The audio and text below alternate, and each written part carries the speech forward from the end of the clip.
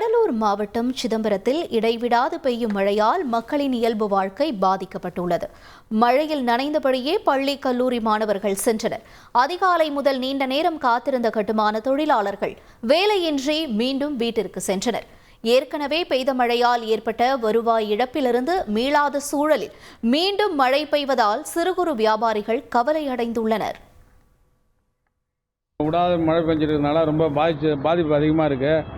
நாங்களும் இது மாதிரி கடை நிறையா சின்ன சின்ன கடை வச்சுட்டு பொழப்பு நடத்திட்டு வரோம். ஏற்கனவே ஒரு 5 நாள் மழை பெஞ்சு சுத்தமாக எங்களுக்கெல்லாம் பொழப்பு பூவெல்லாம் அழுகி போச்சு. இதுவரையுமே மழை விடவே இல்லை. விடாத மழை பெஞ்சிட்டே இருக்கு. இயல்பு வாழ்க்கை பூரா பாதிச்சுட்டு இருக்கு.